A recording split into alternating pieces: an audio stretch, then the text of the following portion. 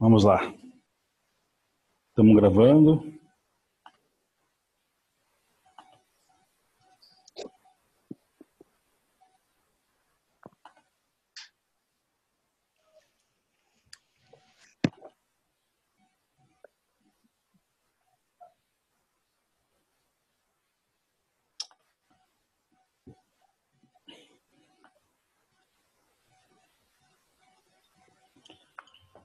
Bom, voltando aqui, então, os contatos dentários, quando estão em harmonia, proporcionam estabilidade oclusal no arco. Tá? É aquilo que eu falei, a gente não vai querer que nenhum elemento dentário fique aquém ou além demais, né? Ou que não participe de oclusão, ou que participe excessivamente. Isso é um perigo, tá? Porque você vai dissipar forças extremas em cima desse elemento dentário, e você vai ter problema. Cadê aqui os participantes?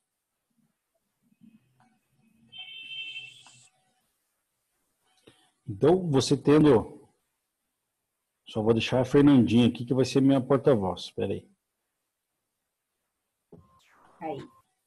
Opa. Pronto. Olá. Então, vamos passar para outro slide.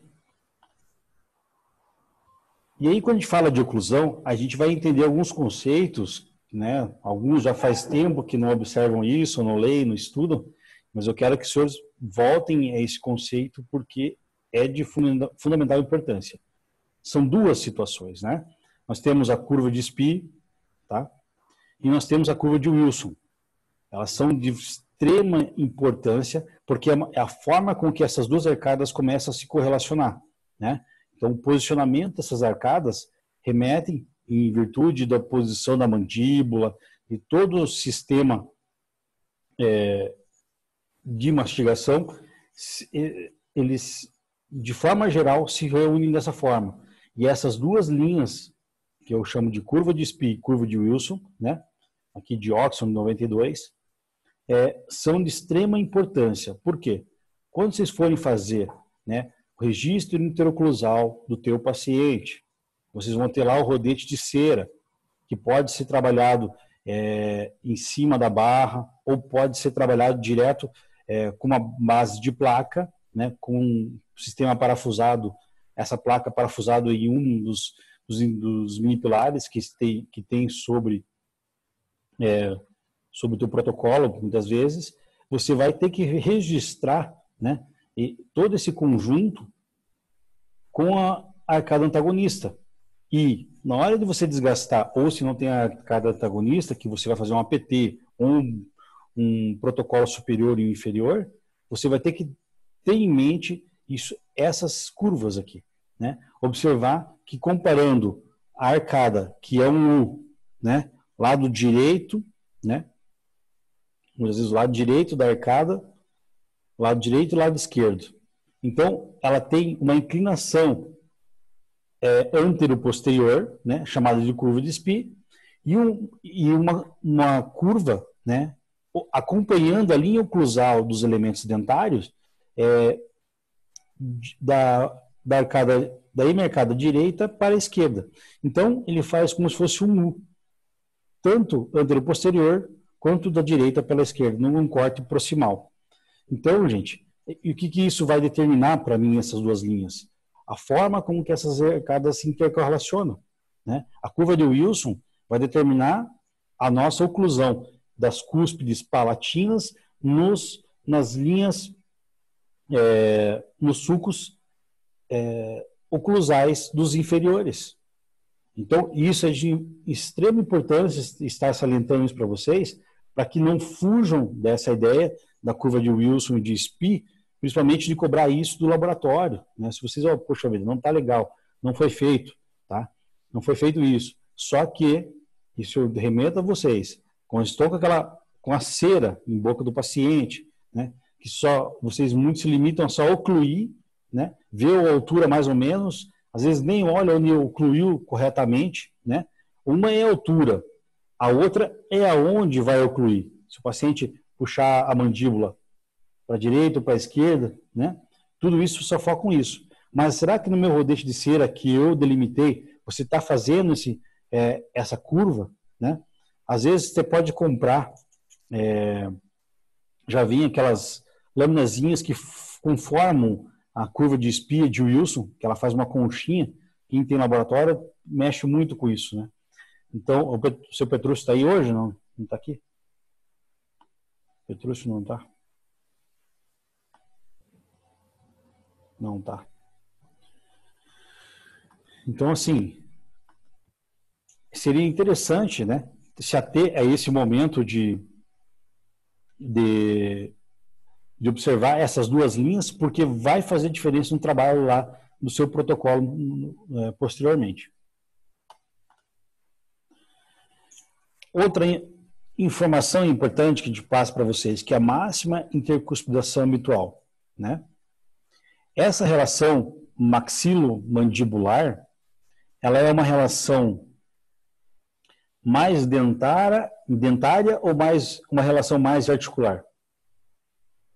Vou abrir para vocês falar que eu quero descansar minha voz um pouco. Vamos lá, Paulo. Fala alguma coisa. Pergunta de novo que eu me perdi. Eu estava lendo a hora que você perguntou o slide. Estou sabendo. Então, a MIH, ela é uma relação mais dentária ou mais articular? Eu acredito que dos dois, cara. Não? Não, com certeza, dos dois. Mas ela está mais com relação à posição dos dentes ou... Dos dentes. Ah, tá. Mais a posição dos dentes. Ok. E se eu falar de relação central para você? Ela vai estar relacionada mais à posição dos dentes ou vai estar relacionada à posição articular? Articular. Côndilo. Perfeito. Muito bem. Então, por que isso? São as áreas de informação que a gente tem. Se eu não tenho um paciente, não tenho um dente no paciente, eu vou ter que buscar uma relação de mordida na relação central, que é a posição mais antero-superior do nosso côndilo dentro da cavidade glenoide, né? Ou fossa mandibular. Estou falando grego para vocês? Não, né? Não, eu queria te perguntar uma coisa até, Inés. Pergunte. Agora que entramos nessa parte, que desde o começo da aula eu já queria perguntar isso. Eu estou com um paciente no consultório que ele usa uma PT superior e ele tem 3 dentes anteriores, ele tem 3 incisivos. Ele está há 20 anos desse jeito. E ele quer fazer um protocolo inferior, né? Eu sugeri fazer o protocolo inferior, que tem bastante osso, e manter uma PT superior, só fazer uma nova. Só que, cara, a tentativa de mordida do cidadão, assim, a hora que ele tentou ocluir, né, para eu avaliar ele, assim, sem condição nenhuma. Então me gerou bastante dúvida o que fazer depois com esse paciente, porque vai ser difícil de encaixar a mordida ali, achar um classe 1, enfim, fazer com que ele consiga ocluir normalmente, porque geralmente ele estava projetando total, ele jogava assim, na maioria das vezes, para classe 3, apesar de não ser classe 3. Totalmente são vertical. Então, o que a gente pode lançar enfim, como protocolo para corrigir isso aí a hora que estiver fazendo essas próteses? Então, olha só, você está me passando uma situação que ele tem elementos dentários como antagonistas, é isso? E você quer fazer protocolo inferior, é isso? Isso, exatamente. Tá. A questão aí nós trabalhamos com a questão de reabilitação oral, né? Se o paciente está disposto né, a dispendiar, né, lançar mão de um valor um pouquinho maior, você vai ter que trabalhar a arcada superior dele para corrigir essa arcada, restabelecendo o quê? Curva de SPI, né? Curva de Wilson, posicionamento de linha média, né? Será que esses dentes estão com mobilidade? Não estão? Se tiver, tem que ser pério. Você tem que trabalhar toda a parte do luto. Oi, pode falar. Então, na verdade, né, desculpa te interromper, na verdade ele tem uma PT superior. Ele tem uma PT? Ele não quer trocar PT? Que ele usa há 20 anos, cara. Tem 3 dentes na PT, cara. Não, pra você ver o naipe do paciente já, cara. Por isso que o negócio não é fácil, cara. Mas você pode tentar duplicar próximo a essa realidade que ele tem em boca. E você restabelece a dimensão vertical com o paciente. Concorda comigo? Ele tem uma PT superior. Sim. PT superior e iria fazer daí um protocolo inferior, que tem osso pra caramba. Ele não quer mexer na PT superior. É isso? Ele quer só fazer uma PT nova. Em cima ele não quer fazer implante. Ótimo. Mas então qual que é o problema? Se você trabalha com a PT superior, você... Não, só assim, deu acertar esse protocolo. Será que eu vou ter que fazer inclinação de implantes nesse sentido? Depois os componentes para tentar trazer, porque assim, na minha impressão que eu tive é que ele está sempre em classe 3. Uhum. Ele está sempre tentando, ele sempre joga para frente a mandíbula. Entendi. Projeta, porque ele não tem nada, cara. Eu não sei como é que o cidadão come, por sinal. Então, a dúvida é só assim, depois, a hora que for fazer eu já tenho que lançar nos implantes, em componentes, já fazer alguma coisa pensando nesse protocolo. Isso. Né, pensando no protocolo inferior, inclinar implante, inclinar mini pilar ou... Não, tranquilo. O que você tem que fazer por primeiro, então? Então, embaixo ele tem dente ainda? Tem um restinho? Tem 3 incisivos. 3 incisivos, entendi. Não, o que você pode fazer aqui é o seguinte, agora é trabalhar prótese total, concorda comigo? Por mais que você tenha aqueles 3 elementos dentários, você pode moldar esse paciente e aí começar um enceramento diagnóstico com ele, né?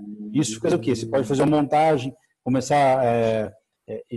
não precisa ter 100% de posicionamento com relação, por causa daqueles 3 incisivos que você vai remover depois. Pode deixar eles perdidos ali, mas você vai pedir para o laboratório fazer o quê? Rodete de cera, né? Dimensão vertical, tudo aquilo normal, trabalhando com essa situação ali.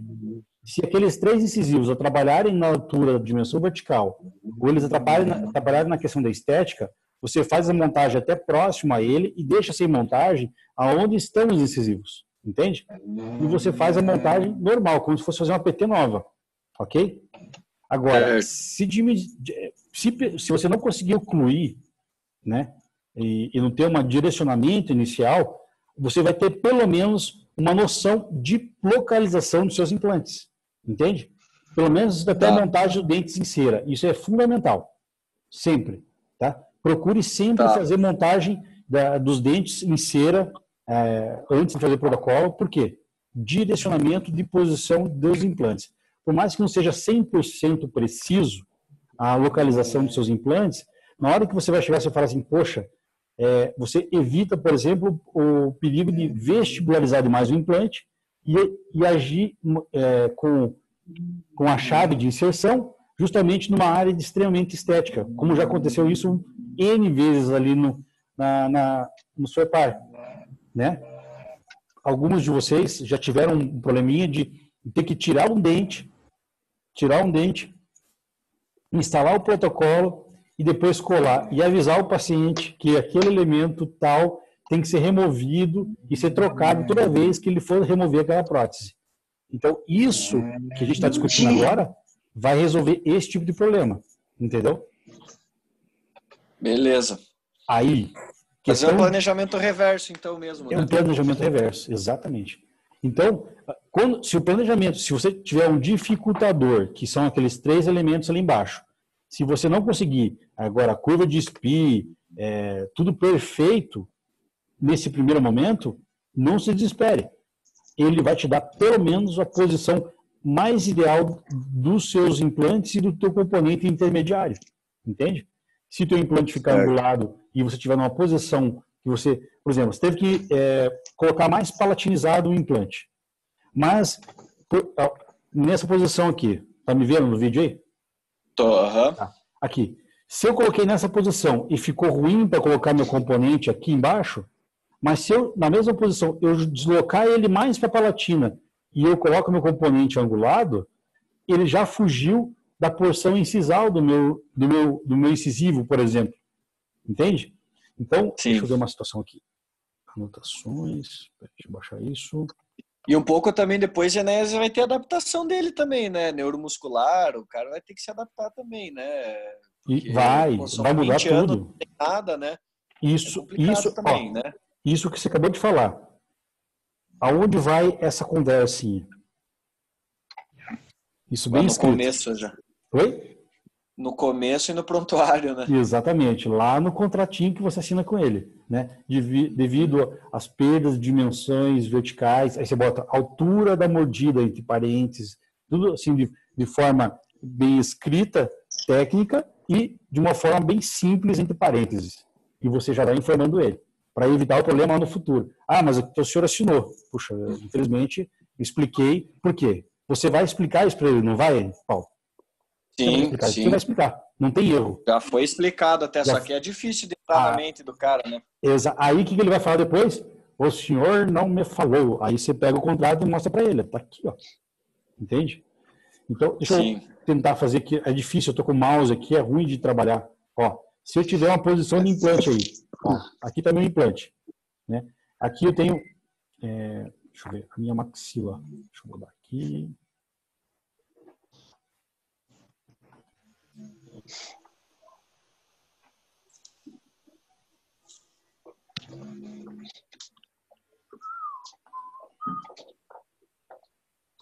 Deixa eu vermelhinho só. Não sei se eu consigo mudar a cor aqui.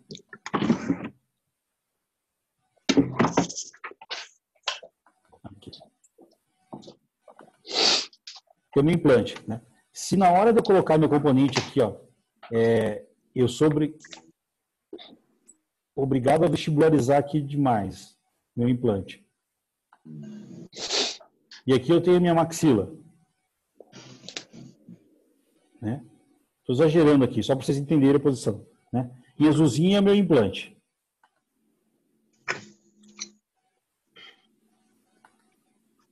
Aqui eu tenho meu implantezinho. Né? Então, o que acontece?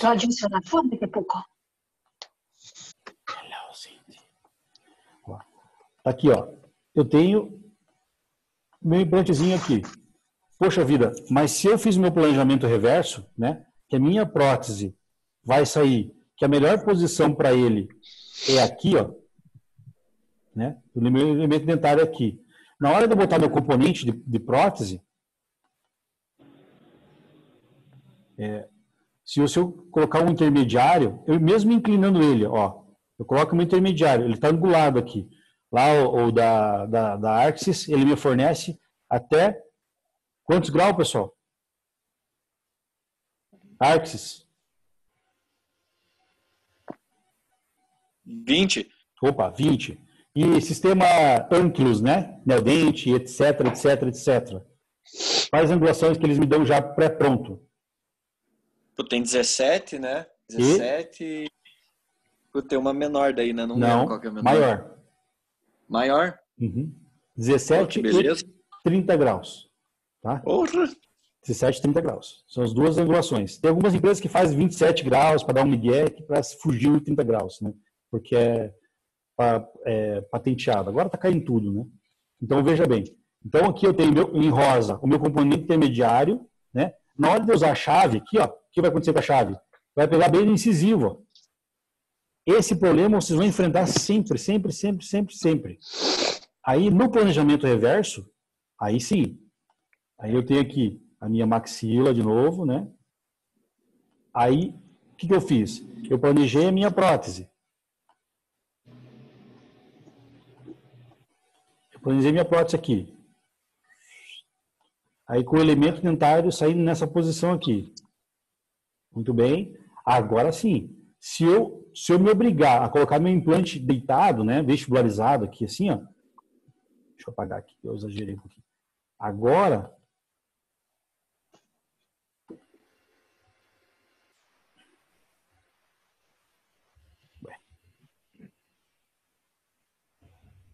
cadê a canetinha? Aí. Se eu colocar meu implante, agora, se eu me obrigar a colocar deitado ele, né? Só que ele estiver um pouquinho mais para trás, por exemplo, e é aí que está a questão, a posição antero-posterior, o meu implante continua inclinado, porque aqui eu só estou desenhando, está mal feito, é por mouse, é horrível de fazer isso. Mas eu quero que vocês entendam. Uma coisa é a inclinação do implante. Às vezes eu quero acompanhar o meu osso, ok? E eu não tenho como escapar disso. Né? Eu não quero fazer enxerto ósseo. De alguma forma, eu quero evitar isso. Eu posso deslocar meu implante, mas posterior, continuando com a mesma inclinação. Tá? Perdão pelo desenho aí, mas é bem difícil. Tá? Então, eu tenho a mesma inclinação aqui do meu implante, só que coloco mais posterior. E aí, eu venho com o meu componente angulado, 17, de 20 ou 30 graus. E coloco aqui, ó, meu componente. Olha onde é que vai sair a chave agora. Vocês entenderam? Então, o planejamento, ele não vai impedir, muitas vezes, a inclinação do implante. Mas você pode saber que vai naquela região, você domina os componentes da empresa que você trabalha, você tem que dominar, a que você curtir de trabalhar, né? Se for FGM 20, se for qualquer outra das empresas com sistema parafusado de 17 a 30 graus, vocês entendem?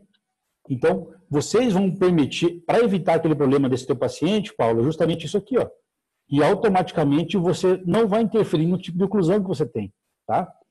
Vamos ver o que nós temos de pergunta aqui. Tem uma pergunta da Letícia ali.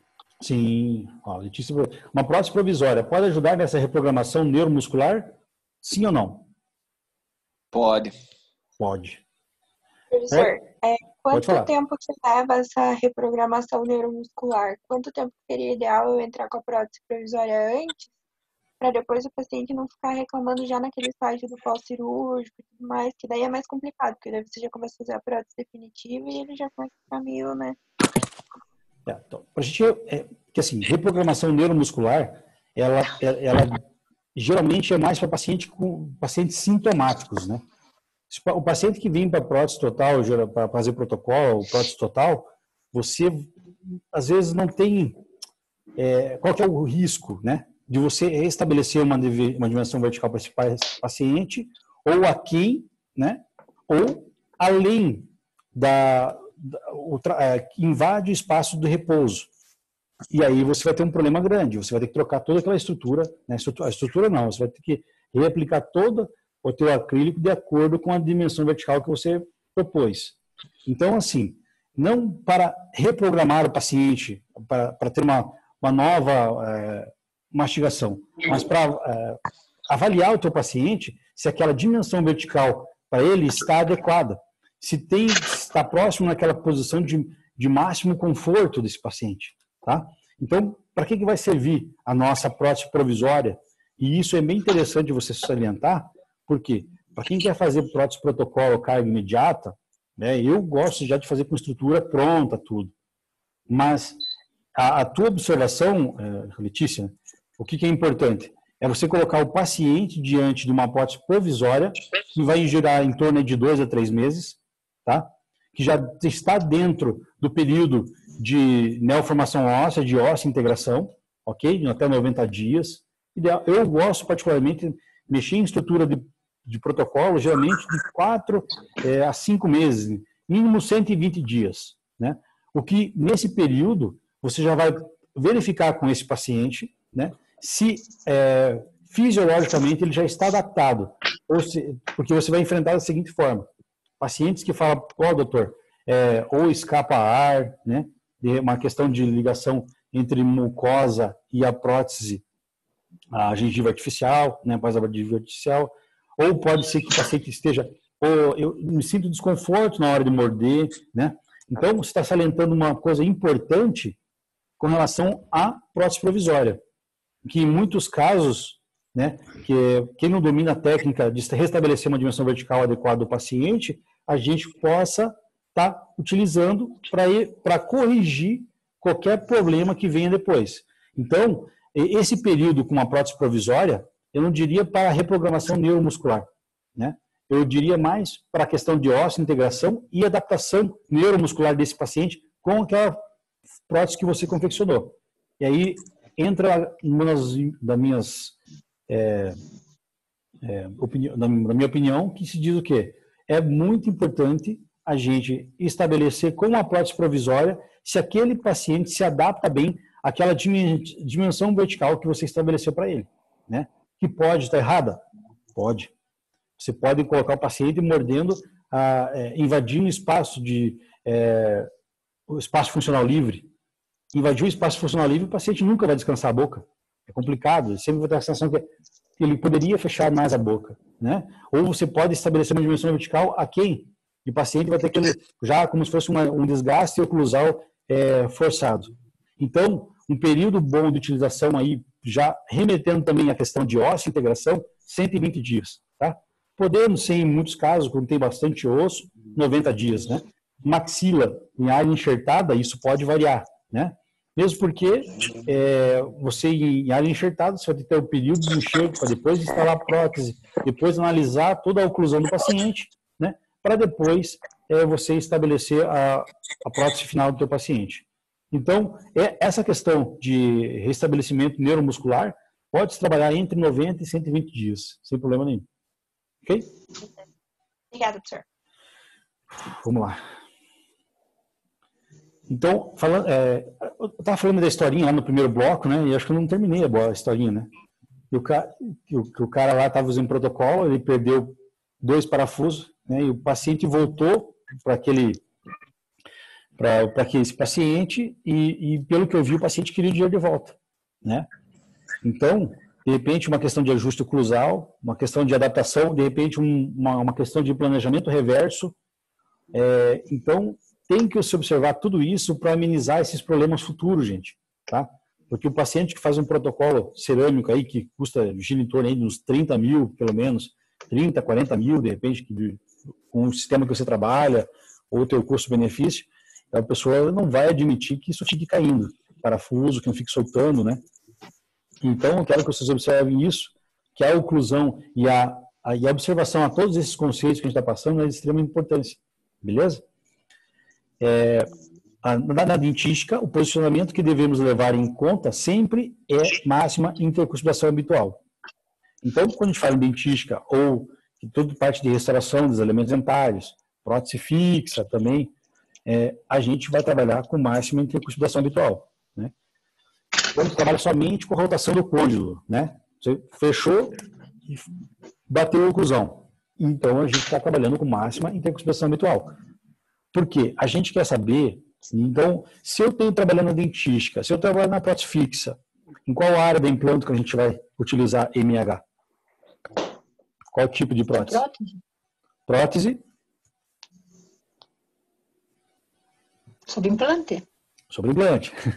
Mas nós temos várias próteses sobre implante. Qual prótese sobre implante a gente vai trabalhar com MH? Unitária.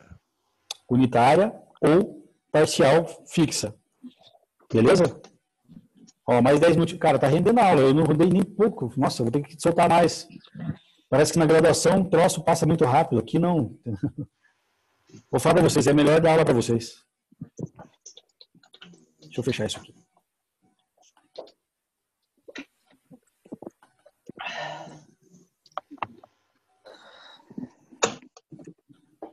Então a gente vai trabalhar, né, tanto unitária quanto ponte fixa sobre implante, a gente vai trabalhar com máxima intercuspidação habitual. Isso é simples observar. Esse conceito, eu vou chegar para vocês em consultório. Você avaliou a oclusão? Colocou o paciente sentado em 90 graus? Pediu para ele morder suave e com força? Tá? Quando você pede para o paciente ocluir numa posição mais confortável, a gente chama de posição de máximo conforto. Quando eu peço para o paciente morder com muita força, essa é a posição, né, de máxima intercuspidação habitual. Tá? Desculpe, quando você morde, é que existe uma posição, gente, que não necessariamente ela bate com a máxima intercuspidação habitual, que é uma posição chamada de máximo conforto. E não é a relação central, muitas vezes também. Então pode existir mais uma mordida aí no meio do caminho. Quando você morde com força, nós temos essa máxima intercuspidação habitual. E tem a posição de máximo conforto e também a gente tem posição de relação central, que é aquela posição que você vai manipular o queixo do paciente, e não pense já mais como somente uma posição dentária, mas uma posição condilar. Então você vai manipular a mandíbula do paciente e levar mais para superior-posterior, região superior-posterior. Então, manipula o paciente e leva. Se vocês fizerem isso agora aí na casa de vocês, ou onde vocês estiverem, coloquem a mão no queixo, empurra ele para trás e oclua. Observem que a posição da tua mordida vai alterar, né? O que acontece, gente, que tem algumas pessoas que vão fazer isso, na hora que ele empurrar o queixo para trás, a mordida dele não altera. Então, essa a gente chama de oclusão cêntrica, em que a máxima intercuspidação habitual coincide com a posição de relação central lá do côndilo. Então, isso pode acontecer com alguma grande parte da população. Tá? Esse é normal isso, mas isso acontece comigo. Acontece com o quê? A minha mordida é dessa forma aí. Quem que falou? É a mesma de massa de cuspidação. Alexandre. Alexandre. Ah, você, né? Tinha que ser. Só podia ser. Tinha que ser eu, né? Só podia ser. Brincadeira. Então, outra situação que nós temos aqui... Deixa eu apagar essa parada aqui. Opa. Desculpe, eu vou voltar aqui um pouquinho. Deixa eu só apagar as anotações aqui, que senão...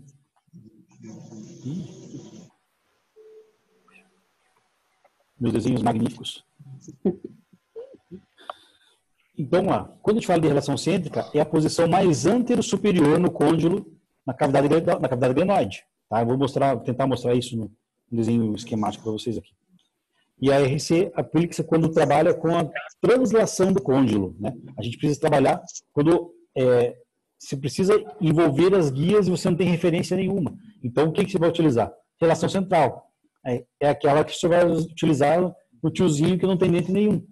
Vai trabalhar geralmente mais com a mandíbula, empurrando para trás, para a região distal do paciente, né? E oclui. E pede para ele ocluir em cima do dente de cera, né? É geralmente em PT, com envolvimento de guias, onde consegue o mesmo posicionamento condilar requerido, né? Só que, quando você leva o paciente em relação cêntrica, né, você pode ter uma situação, quando a gente trabalha com um prótese total, e vou mostrar para vocês aqui para frente, a que a gente chama de deslize incêntrica, porque o paciente oclui, depois o dente dele desliza.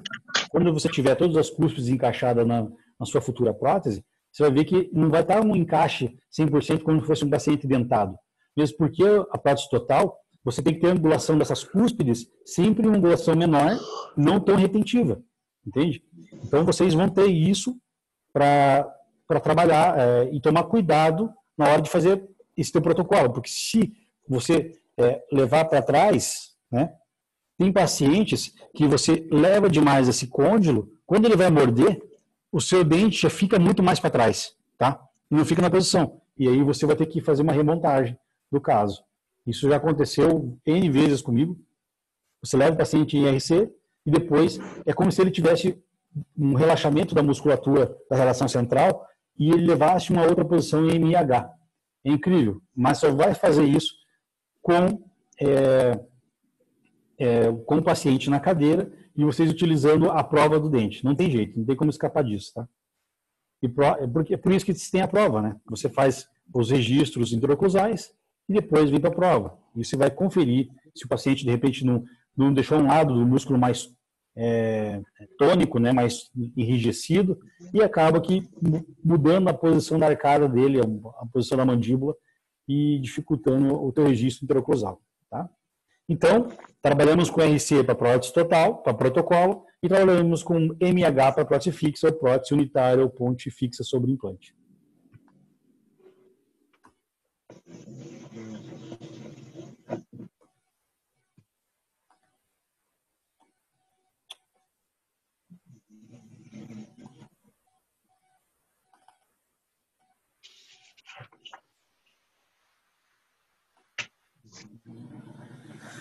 Acho que é só o desenho, não é vídeo. Então, observem essa figura aqui, ó. Quando você está fazendo o registro interoclusal, tá? Você vai manipular a mandíbula do paciente, ok? Pega no queixo, vai movimentar mais a mandíbula para a região mais antero-superior da cavidade glenoide. Mas você vai ter que pegar com a mão e empurrar para trás. E, consequentemente, olhem aqui no côndilo, quando você empurra aqui no mento para trás, você vai levar a mandíbula para a região mais antero-superior dessa região. Aqui sim é a relação central, tá? Então, é uma situação mais que a gente não consegue visualizar, né? Então, teria que ter lá algum exame para avaliar a musculatura e tudo imediatamente para você observar no teu paciente ao vivo. Você não consegue enxergar isso, mas você tem uma noção, que é o deslocamento da sua mandíbula para a região mais posterior e lá no côndilo mais antero-superior, ok? Questão de prova, hein?